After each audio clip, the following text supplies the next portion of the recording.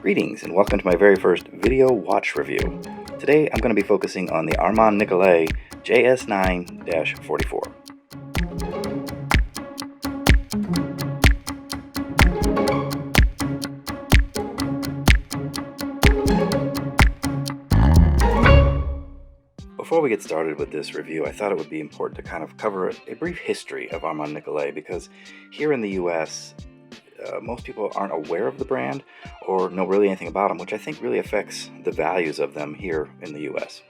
Why I'm so excited about this brand is they make amazing watches that you can pick up for a very good value, despite the fact that their manufacturing is as good as some reviewers have said what you'll find in an Omega factory. So Armand Nicolet started in 1875 in Tremelin, Switzerland. Armand Nicolet was born into a family of watchmakers, and after a successful apprenticeship, he opened his own watchmaking workshop.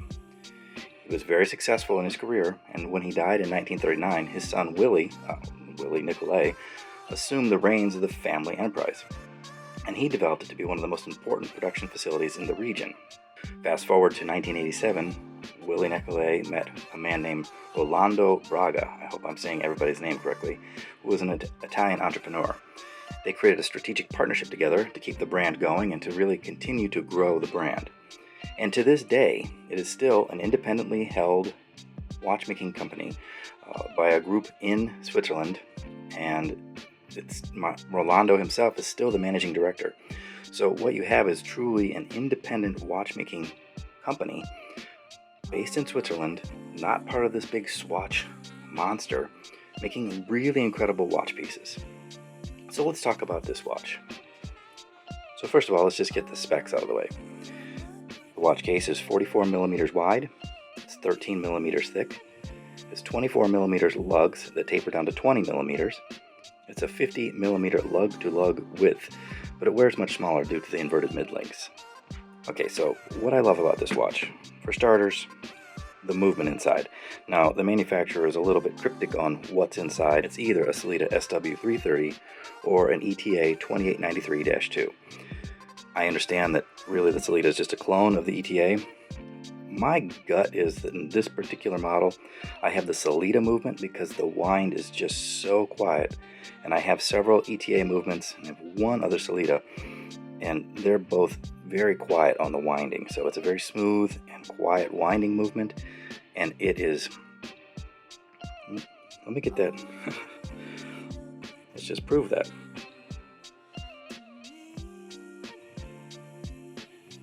Can you even hear that? Let's talk about the watch itself. First of all, just the fit and finish. I mean, if we look at this watch, every detail is just beautiful. There's a slight chamfered edge there. It's got a high polish on it.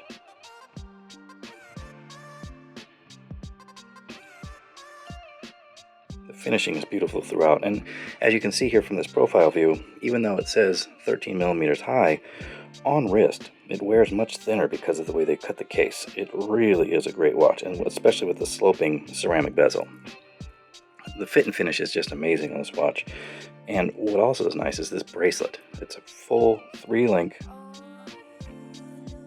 fully articulating bracelet that just drapes on the wrist so beautifully. And with those inverted mid-links, as you see there, it lays on the wrist much smaller than the 50 millimeter lug-to-lug would indicate. Flipping over to see the case back. Oh, first of all, let's go ahead and open this really beautiful, also, butterfly clasp, with even some decoration on the butterfly clasp itself. And then if we look at the case back, more gorgeous finishing.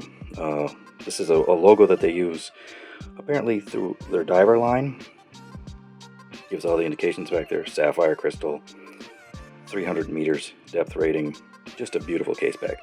So again, the overall fit and finish of this watch is just incredible. The bezel has a very nice action. There's just a slight amount of backplay, but very solid and very smooth. The one thing that I'm mildly concerned about, of course, is this crown. It's a beautiful, let's get in focus there. It's a beautiful finished crown, a beautiful signed crown, but this rubber surround they chose to put on it, Well, I hope it lasts a lifetime, because I intend to keep this watch, but I guess only time will tell. It's sort of your typical fare for a GMT. Wind pops out. We are now in winding position. I'm going to put this into the jumping hour hand for the GMT. And if you twist it the other direction, this is our quick set date. Fully out, you can see that it's a hacking and hand winding movement. This is how we set the time. And then back to the screw down crown, which again is buttery smooth. Overall, as you can see, this watch is just an amazing value. On the website, it's listed in Swiss francs at about $2,400. But here in the US, you're able to pick these up for well under half of that price. And I would highly recommend, if you're at all interested in getting a wonderfully made Swiss watch, at least investigating this brand, Armand Nicolet. Hope you've enjoyed this review of the Armand Nicolet JS9-44. If you have any questions, please feel free to mention them down in the comments. And if you'd like to see more reviews like this, please let me know.